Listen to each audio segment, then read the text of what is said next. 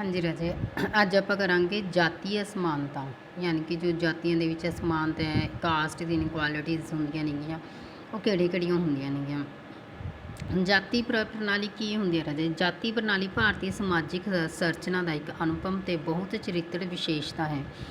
जिमें कि जाति के नाम तो थोनों पता होगा, जिमें ब्राह्मण ने, हिंदू ने, ठीक है, इस तरीके अलग अलग जाति के मतलब जो प्राणीज़ ने, एसी ने, बीसी ने, हर एक प्राणी के अपनी अपनी उन्होंने जाति के बारे चर्चा की गई है, जिसकी हिंदू धर्म के द्वारा पूर्ण पुष्टि की गई है। ये हूँ कुछ डेफिनेशनस ने, जिमें कि रोनाल्ड कहता है कि ये जाति की व्यापक महत्ता है कि जो होर किसी भी चीज़ के किधरे वध भारत का चरित्र चित्रण दसदी है भी, लोगों को दसदी है कि भी ये जाति का उन्होंने विचार उन्होंने जाति के अकॉर्डिंग उन्होंने चरित्र दसिया जाता है, उन्होंने करैक्टर दसिया जाता है राइटर के अकॉर्डिंग। किहड़े राइटर के अकॉर्डिंग? रोनाल्ड सीगल कहता। भारत विच जाति सर्वव्यापी है। भारत विच जिहड़ी जाति है वो मन्नी जाती है, साडे कोल सर्वव्यापी मन्नी जाती है। जिमें कि हुण दसिया गया है भी, जिमें हुण ये देखो देखा गया भी अज कल भारत के विच 3000 जातियां ते उपजातियां हैं। 3000 जातियां जो आपको पता ही नहीं है, आपको तो बस 5-7 जातियां का ही पता है, पर 3000 तो उन्होंने भी अगे उपजातियां बनिया हुई हैं। समाज शास्त्री की दृष्टि तो देखा जाए, यानी कि जो आप सोशियोलॉजी सबजैक्ट पढ़ते हैं, ये दृष्टि तो देखा जाए तो यदा अध्ययन होना बहुत जरूरी है। सानू जाति के बारे पता होना बहुत जरूरी है कि समाज की एक यह जी अनूठी विशेषता जिस दे विच एक दूजे देशों के विच हिंदुओं की गिनती काफ़ी है पाई जाती है। तो जाति प्रणाली एक पासे तो समाजिक संरचना का किस्म मन्नी है, तो दूजे पासे हिंदुओं की आचरण को निश्चित करती है। जिहदे विच दस्सिया गया कि पांडुरंग कहानी के अनुसार दस्सिया गया कि जन्म और किते के आधार पर भी जाति प्रणाली पुरातन काल के विच फारस, रोम, जापान के विच भी प्रचलित भी जो जाति प्रणाली है ना, ये शुरू तो ही राजे महाराजिਆਂ के टाइम तो चलती आ रही है। उन्हें डेफिनेशन दित्तियां हुई ने कास्ट के उपर, अलग अलग ने अपनी अपनी डेफिनेशन दित्तियां ने राइटर्स ने, जिमें कि रिजले कहता है तो शब्दों के विच जाति परिवारां ਅਤੇ परिवारां ਦੇ समूह का एक संकलन है भी, एक परिवार ते परिवारां दे समूह का की हुंदा है संकलन हुंदा हैगा, जिहदे विच दा कि एक सधारण नाम हुंदा है जो कि एक काल्पनिक पुरख ਅਤੇ देवता की उत्पत्ति का दावा तो एक ही परंपरा नूं किते नूं करन दे लई दावा करदी है।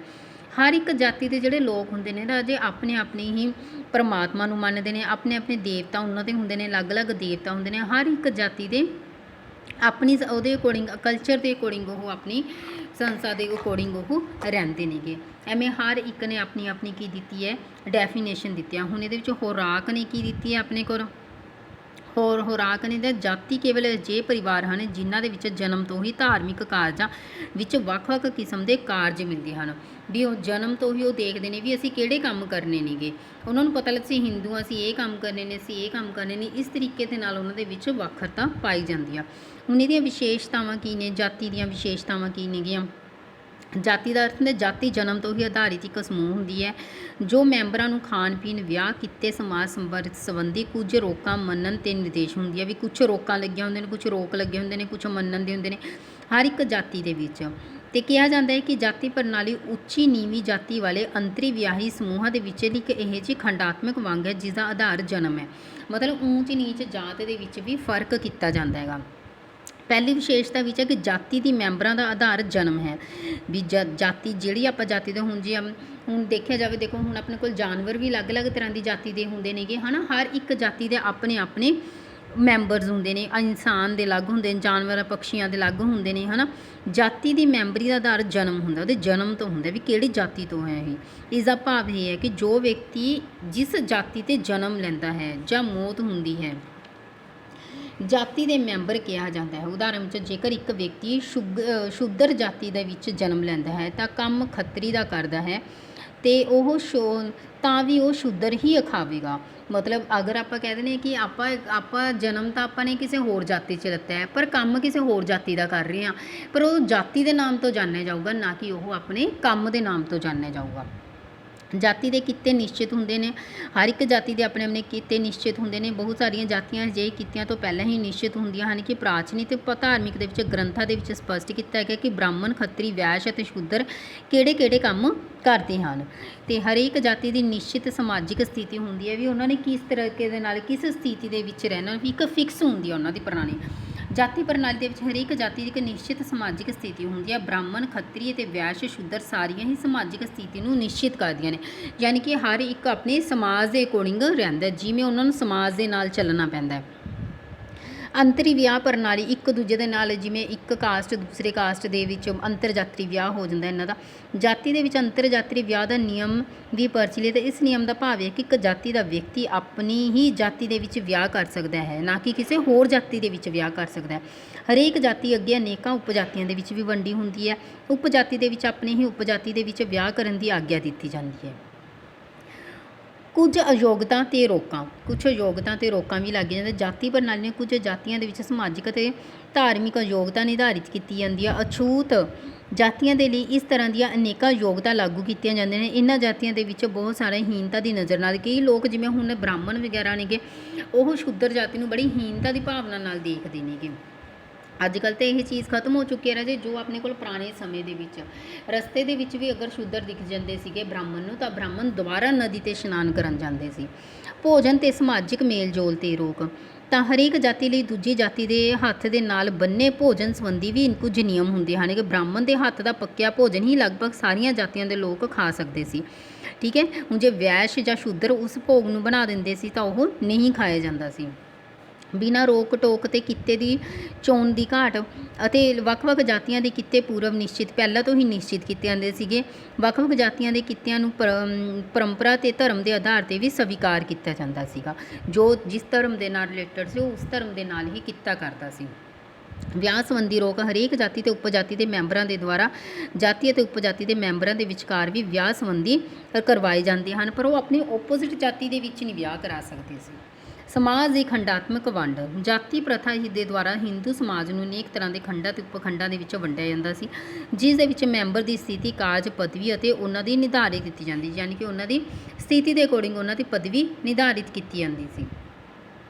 ਜਾਤੀ ਦਾ ਰਾਜਨੀਤਿਕ ਰੂਪ, ਜਾਤੀ ਦੀ ਭਲਾਈ ਅਤੇ ਸੁਰੱਖਿਆ ਦੇ ਬਾਰੇ ਕਾਰਜ ਅਤੇ ਜਾਤੀ ਪੰਚਾਇਤੀ ਆਧਾਰ 'ਤੇ ਖੇਤਰ ਦੇ ਵਿੱਚ ਆ ਜਾਂਦੇ ਹਨ, ਜਿਸ ਦੇ ਆਧਾਰ 'ਤੇ ਮੁੱਖ ਸਮਾਜਿਕ ਸ਼ਾਸਤਰੀ ਕਹਿਣਾ ਹੈ ਕਿ ਜਾਤੀ ਇੱਕ ਰਾਜਨੀਤਿਕ ਇਕਾਈ ਹੁੰਦੀ ਹੈ ਕਿਉਂਕਿ ਵਿਵਹਾਰਿਕ ਆਦਰਸ਼ਾਂ ਦੇ ਨਿਯਮਾਂ 'ਤੇ ਬਣਾਈ ਜਾਂਦੀ ਹੈ। ਠੀਕ ਹੈ ਰਾਜੇ, ਇਸ ਤਰੀਕੇ ਦੇ ਨਾਲ ਕਿਸੇ ਦੀ ਵਿਸ਼ੇਸ਼ਤਾਵਾਂ ਸੀਗੀਆਂ। ਅੱਗੇ ਦੀ ਅਸਮਾਨਤਾ ਕੀ ਨੇਗੀਆਂ, ਕਿਹੜੇ ਕਿਹੜੇ ਅਸਮਾਨਤਾ ਪਾਈਆਂ ਜਾਂਦੀਆਂ ਨੇਗੀਆਂ, ਜਿਨ੍ਹਾਂ ਦੇ ਵਿੱਚ ਇਹਨਾਂ ਨੇ ਜਾਤੀ ਦੇ ਆਧਾਰ 'ਤੇ ਕਾਰਨ ਦੱਸੇ ਹੋਏ ਨੇ ਕਿ ਭਾਰਤੀ ਸਮਾਜ ਦੀਆਂ 3 ਮੁੱਖ ਵਿਸ਼ੇਸ਼ਤਾਵਾਂ ਜਾਤੀਆਂ ਹੁੰਦੀਆਂ ਨੇ। ਕਿਹੜੇ ਕਿਹੜੇ, ਜਿਵੇਂ ਜਾਤੀ, ਧਰਮ ਅਤੇ ਸੰਪਰਦਾਇ, ਵੀ ਜਾਤੀ ਕਿਹੜੀ ਹੈ, ਉਹਦੀ ਧਰਮ ਕਿਹੜੇ ਅਤੇ ਉਹਦੇ ਸੰਪਰਦਾਇ ਕੀ ਹੈ। ਜੋ ਅਸੀਂ ਇਹ ਕਹਿੰਦੇ ਹਾਂ ਕਿ ਭਾਰਤ ਦੇ ਵਿੱਚ ਅਨੇਕ ਜਾਤੀਆਂ ਹਨ, ਜਿਸ ਦਾ ਸਿੱਧਾ ਅਜਿਹਾ ਅਰਥ ਹੁੰਦਾ ਸਾਰੀਆਂ ਜਾਤੀਆਂ ਬਰਾਬਰ ਨਾ ਹੋ ਕੇ ਆਪਸ ਦੇ ਵਿੱਚ ਅਸਮਾਨ ਹਨ। ਹਰ ਇੱਕ ਜਾਤੀ, ਬ੍ਰਾਹਮਣ ਦੀ ਅੱਡ ਜਾਤੀ ਹੈ, ਹਿੰਦੂ ਦੀ ਅੱਡ ਜਾਤੀ ਹੈ, ਸ਼ੂਦਰ ਦੀ ਅੱਡ ਜਾਤੀ ਹੈ, ਹਰ ਇੱਕ ਦੇ ਵਿੱਚ ਅਸਮਾਨਤਾ ਪਾਈ ਜਾਂਦੀ ਹੈ। ਅਸਮਾਨਤਾ ਉਹਨਾਂ ਦੇ ਖਾਣ ਪੀਣ ਦੇ ਵਿੱਚ ਹੁੰਦੀ ਹੈ, ਉਹਨਾਂ ਦੇ ਰਹਿਣ ਸਹਿਣ 'ਚ ਹੁੰਦੀ ਹੈ, ਪਹਿਰਾਵੇ 'ਚ ਹੁੰਦੀ ਹੈ, ਰੀਤੀ ਰਿਵਾਜਾਂ 'ਚ ਹੁੰਦੀ ਹੈ, ਕਿਉਂਕਿ ਜੇ ਉਹਨਾਂ ਦੇ ਵਿੱਚ ਜਾਤੀਆਂ ਦੇ ਵਿੱਚ ਵੱਖਤਾ ਹੈਗੀ ਤਾਂ ਉਹਨਾਂ ਦੀ ਹਰ ਇੱਕ ਚੀਜ਼ ਦੇ ਵਿੱਚ ਵੀ ਕੀ ਹੋਏਗੀ, ਵੱਖਤਾ ਹੋਏਗੀ। ਜਿਵੇਂ ਕਿ ਇਹਦੇ ਕੀ ਕਾਰਨ ਨੇ ਕਿ ਧਾਰਮਿਕ ਪੁਸਤਕਾਂ ਦੇ ਵਿੱਚ ਵਿਅਕਤੀ ਨੂੰ ਛੋਟੀਆਂ ਵੱਡੀਆਂ ਅਤੇ ਜਾਤੀਆਂ ਦੇ ਵਿੱਚ ਵੰਡਿਆ ਜਾਂਦਾ ਹੈ, ਵੀ ਪੁਸਤਕਾਂ ਦੇ ਵਿੱਚ ਵੀ ਉਹਨਾਂ ਦੇ ਵਿੱਚ ਵੰਡਿਆ ਗਿਆ, ਗ੍ਰੰਥਾਂ ਦੇ ਵਿੱਚ ਵੀ। ਜਾਤੀਆਂ ਵਿੱਚ ਕਾਰਜ ਅਤੇ ਕਿੱਤੇ 'ਤੇ ਵੀ ਵੰਡ ਕੀਤੀ ਗਈ ਹੈ। ਪ੍ਰਭੂ ਜਾਤੀਆਂ ਅਤੇ ਅਜਾਰੇ ਜਾਤ ਦੇ ਭਾਵਾਂ ਅਤੇ ਜਾਤੀਆਂ ਦੀ ਵੀ ਅਸਮਾਨਤਾ ਕੀਤੀ ਗਈ ਹੈ। ਜਾਤੀ ਪਰੰਪਰਾਗਤ ਦੇ ਢਾਂਚੇ ਨੂੰ ਵੀ ਅੱਜ ਤੋਂ ਪੇਂਡੂ ਖੇਤਰਾਂ ਵਿੱਚ ਵੀ ਇਹ ਗੈਰ ਸਵਰਨ ਵਿੱਚ ਦੇਖੀ ਜਾਂਦੀ ਹੈ। ਹੇਠਲੀਆਂ ਜਾਤੀਆਂ ਵਿੱਚ ਆਰਥਿਕ ਕਮਜ਼ੋਰੀਆਂ ਅਤੇ ਆਰਥਿਕ ਸਮਾਜਿਕ ਸਥਿਤੀ ਅਤੇ ਅਮੀਰ ਵਿਅਕਤੀਆਂ ਅਤੇ ਗਰੀਬੀ ਨੂੰ ਦੂਰ ਰੱਖਿਆ ਜਾਂਦਾ ਹੈ, ਯਾਨੀ ਕਿ ਅਮੀਰਾਂ ਅਤੇ ਗਰੀਬਾਂ ਦੇ ਵਿੱਚ ਵੀ ਕੀ ਦੇਖਿਆ ਜਾਂਦਾ, ਡਿਫਰੈਂਸ ਦੇਖਿਆ ਜਾਂਦਾ ਹੈ। ਰਾਖਵੇਂਕਰਨ ਯਾਨੀ ਕਿ ਰਿਜ਼ਰਵੇਸ਼ਨ ਅਤੇ ਮੰਡਲ ਯੋਗ ਨੇ ਜਾਤੀਆਂ ਦੇ ਵਿੱਚ ਅਨਹਿੱਦਤੀ ਪੈਦਾ ਕੀਤੀ ਹੈ ਅਤੇ ਸਵਰਨ ਗੈਰ ਸਵਰਨ ਦੇ ਵਿੱਚ ਤਣਾਅ ਪੈਦਾ ਕੀਤਾ, ਆਪਸ 'ਚ ਲੋਕਾਂ ਨੇ ਹੀ ਇਸ ਜਾਤੀਆਂ ਨੂੰ ਬੜਾਵਾ ਦਿੱਤਾ। ਜਾਤੀਵਾਦੀ ਰਾਜਨੀਤਿਕ ਦੇ ਢਾਂਚੇ ਦੇ ਵਿੱਚ ਵੱਖ-ਵੱਖ ਛੋਟੀਆਂ ਵੱਡੀਆਂ ਜਾਤੀਆਂ ਵਿੱਚ ਵੀ ਸਮਾਨਤਾ ਦੀ ਅਸਮਾਨਤਾ ਪੈਦਾ ਕਰਦੀ ਹੈ।